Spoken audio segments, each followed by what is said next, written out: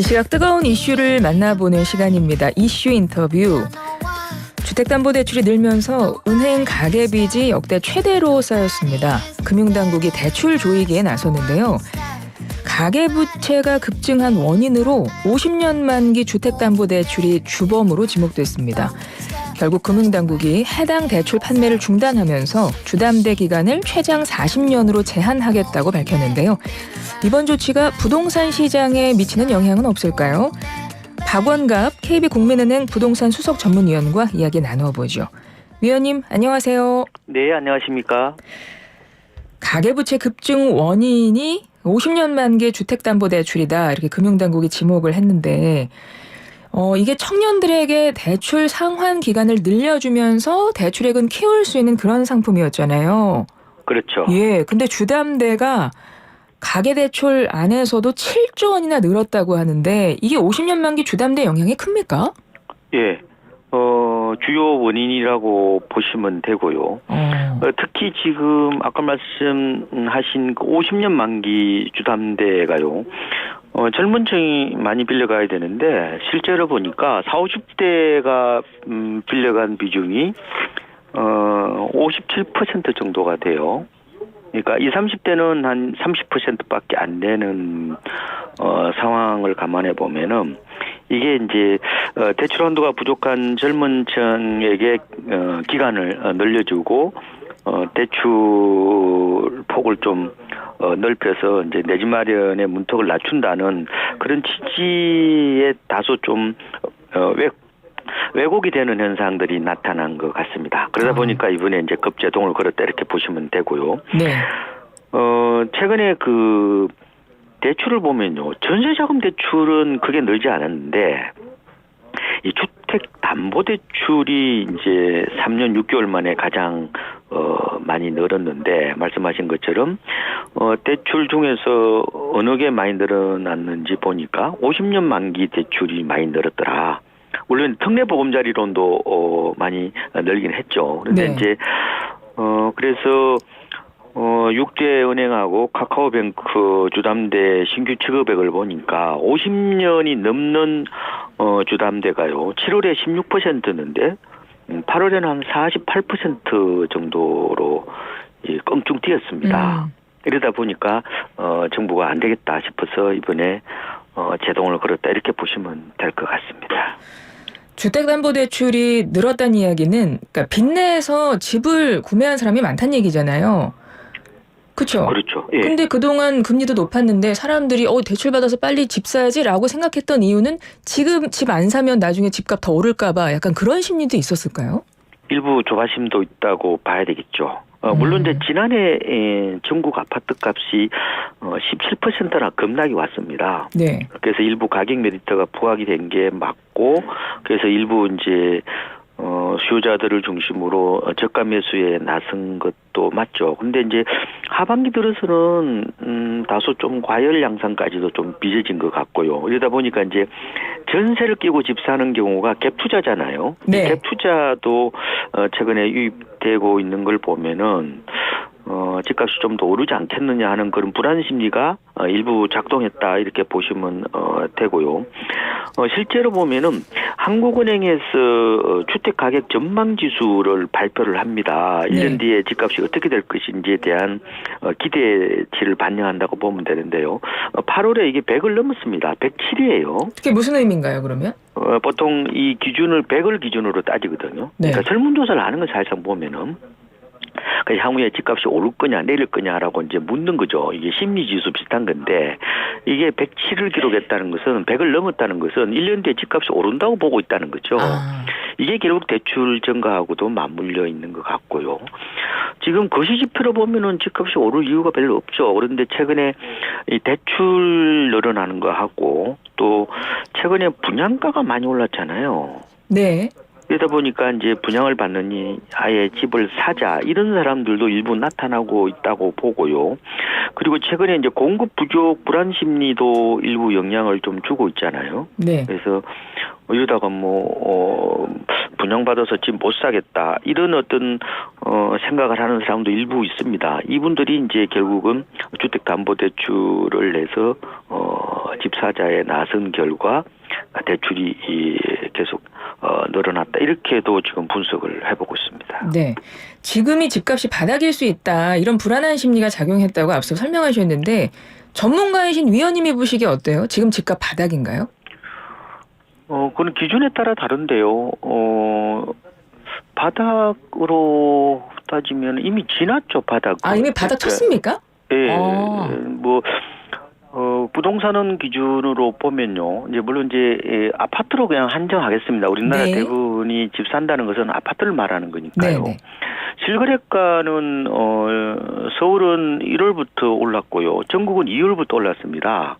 그런데 이제 표본 통계라고 그래서 주간이나 보통 월간으로 나오는 통계 있지 않습니까? 네. 그 국가 공식 통계인데 그거는 서울은 5월부터 올랐고요. 수도권은 6월, 전국은 7월부터 올랐어요, 이게. 근데 다만 계속해서 올라간다는 보장은 못하죠. 그래서 네. 이게 다시 재차할 가능성은 있다고 봅니다. 그렇지만 통계 지표로 보나 실거래가로 보나 이미 아파트 기준으로는 바닥을 찍은 건 맞죠. 그렇군요. 이번에 50년 만기 주택담보대출 상품 이제 중단하겠다고 결국은 금융당국이 밝힌 건데 이런 중단 발표는 뭐 부동산 시장에 영향을 주게 될까요? 네. 지금 집값이 최근에 이제 반등이라고 저는 보고 있거든요. 네. 반등세를 이끄는 주요한 요인 중에 하나가 이게 대출입니다. 그러니까 아까 제가 거시경제나 여러 가지 유동성이나 통화량 이런 걸 보면은 집값이 오히려 하락 요인이거든요. 그래서 거시경제로 보면 하락하는 게 맞는데. 네. 예. 예, 대출이 어떻게 보면 집값을 끌어올리고 거래량을 늘리게 하는데 영향을 많이 줬다고 보는 겁니다. 보통 이제 그 논문들을 보면요. 집값에 영향을 미치는 어떤 통화량이나 유동성을 보면 M1이라고 그래서요. 이 협의 통화를 말하는 겁니다. 네. 요거하고 M2라고 그래서 광의 통화를 많이 넣고요. 그다음에 미국 기준금리하고 그다음에 가계대출 이 네 가지로 보고 있습니다. 네. 근데 M1은요, 이게 지금 통화량이 1년 동안 14%가 줄었고요. 그럼 집값이 빠져야 되겠죠? 그 다음에 M2는 한 2.4% 정도 늘어났어요. 이게 별로 안 늘어난 거거든요. 왜냐면 문재인 정부 때 연평균 10% 늘어났던 겁니다. 통화량도 늘어나고 있지 않다. 미국 금리는 계속해서 고공비행을 하고 있죠. 그러면 집값이 오히려 빠져야 되는데 오른 게 이 가계대출이 상당한 영향을 미쳤다고 본다면은 이 가계대출이 조금 이제 어떻게 보면은 속도 조절 가능성이 좀 있다고 보거든요. 네. 그렇게 된다면은 집값은 약간 하반기로 가면 갈수록 조금 소강 가능성이 있지 않느냐 저는 이렇게 보고 있습니다. 네. 50년 만기 주택담보대출 상품 얘기를 조금 더 해보겠습니다. 이게 그럼 앞으로 어떻게 되는 거예요? 뭐 아예 없어지는 겁니까? 어떤 조건들이 좀 달라지는 건가요? 예, 조건이 많이 달라지죠. 그러니까 앞으로 장기 대출을 할 때 이제 DSR 있잖아요. 총부채 원리금 상환 비율을 최장 40년으로 제한하겠다. 그러니까 대출이 이 50년짜리 나가더라도요. DSR 산정할 때는 40년으로 이렇게 제한하겠다. 이게 이번에 금융당국의 이제 발표고요. 네. 그리고 이제 물론 이제 그 차주라고 그러죠. 돈 빌리는 사람의 상환 능력이 명확하게 입증되는 경우에는 50년 만기 기준으로 대출 한도가 산정이 가능하다. 주로 아마 34세가 넘으면 주담대가 좀 축소된다고 보시면 될 것 같고요. 그래서 그동안에 아까 말씀드린 것처럼 50년 만기 주담대가 40, 50대 가장 많이 활용했다고 그랬잖아요. 네, 그래서 네. 젊은 층은 빼고는 문을 사실상 뭐 잠그게 된다 이렇게 보시면 될 것 같습니다. 그렇군요. 그러니까 차주별로 돈 빌린 사람들의 상환 능력이 명백히 입증된 경우에만 50년 만기 기준으로 해주겠다 이런 말씀을 앞서 하셨는데 근데 그 상환 능력을 어떤 기준으로 입증을 할 수 있을까요?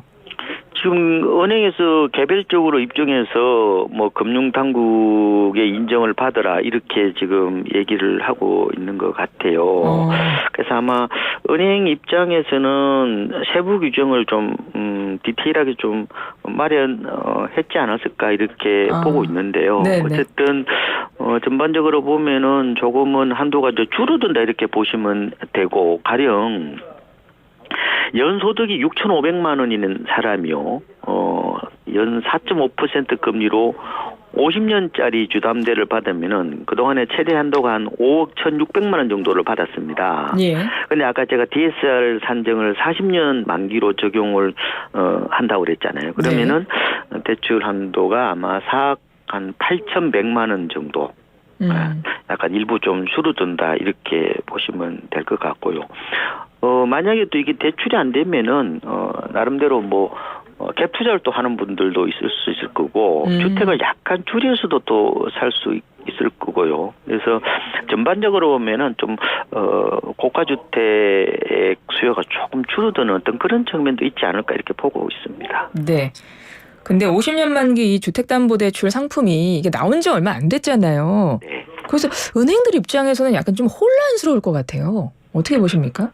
근데 이제 저도 이제 어떻게 보면은 개인 입장에서 볼 거냐 아니면은 국가 전체의 경제의 안전성이나 어떤 금융의 건전성을 봐야 되느냐 이게 약간 양가적인 어떤 그런 판단을 해야 되는 게 있습니다, 그죠? 네. 근데 워낙 갑작스럽게 대출이 늘어나니까 우리 경제의 가장 큰 복병이 지금 대출이잖아요, 가계 대출이잖아요. 네. 그래서 어떻게든지 지금 연착륙을 하기 위한 어떤 그런 뭐 조치가 아닌가 이렇게 저는 보고 있습니다. 네.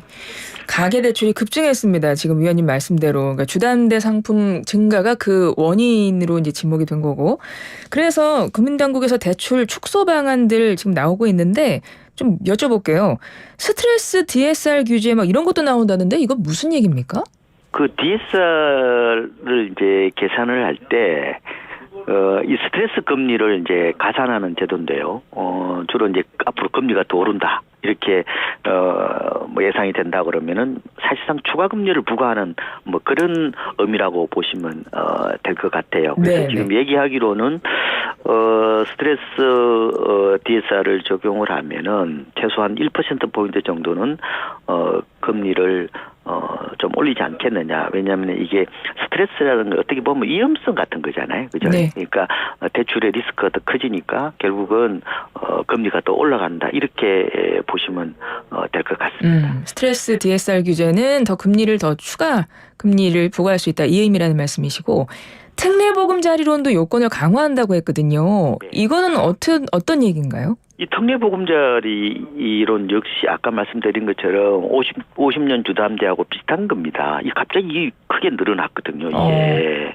그래서 당초에는 연내까지는 공급을 한다는 언급이 있었어요. 근데 중간에 이제 긴급하게 이제 이거를 갖다가 어떻게 보면은 아주 이제 그 우대형 특례보금자리론 있잖아요. 네. 연소득이 1억 원 이하이고 6억 원 이하 집을 사시는 분만 빼고 나머지 일반형 특례보금자리론 판매를 이제 27일부터 접수를 중단하겠다는 거거든요. 그런데 원래 올해 공급 목표액이 39조 6천억 정도가 됐는데 벌써 90% 가까이가 풀렸어요. 그러니까 이제 이게 가계부채 증가의 가장 큰 원인이기도 하고 이게 처음에는 이게 주로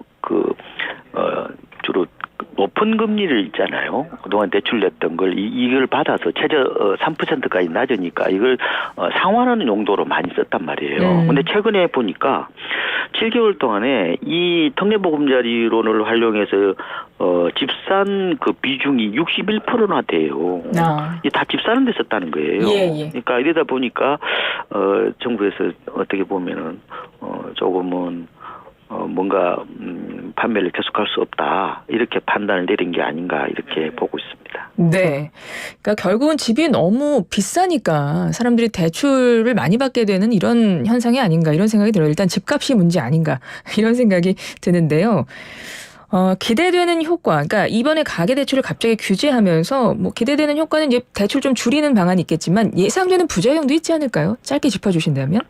글쎄요, 이거는 개인 입장에서 보면은 이제 이 싼 대출을 활용해서 집을 살려고 그랬는데 그게 이제 어려워지니까 아마 미리 좀 신청하신 분도 계시긴 할 것 같은데 문제는 집값이 계속 오른다면 대출을 많이 내면 큰 수익이 나겠죠, 그죠? 그렇죠. 근데 제가 아까 말씀드린 것처럼 집값이 약간 조정 가능성이 있어요. 그래서 대출만 보지 마시고 이 전체 시장 흐름도 같이 보시는 게 좋을 것 같아요. 네. 너무 그렇게 급하게 서둘 것은 아니다. 조금은 시장을 좀 관망해 보시는 것도 저는 괜찮지 않을까 이런 생각을 해보고 있습니다. 아, 집값 조정 가능성이 있다. 네. 그러니까 하반기에 내 집 마련을 하려고 막 이제 그동안 준비하셨던 분들 일단 좀 지켜보자 이런 말씀이실까요? 네, 그렇습니다. 조금 지켜보시는 게 나을 것 같고 분양을 받으시는 것도 나쁘진 않는데 분양을 받으시더라도 주변 시세보다 한 10% 정도는 싼 걸 중심으로 접근하시는 게 좋을 것 같습니다. 알겠습니다. 뭐 꽤 오랫동안 계속 지켜만 보는 분들도 계시지 않을까 이런 생각도 해보네요. 연교원님 오늘 말씀 잘 들었습니다. 고맙습니다. 네, 고맙습니다. 지금까지 박원갑 KB국민은행 부동산 수석연구위원과 함께했습니다.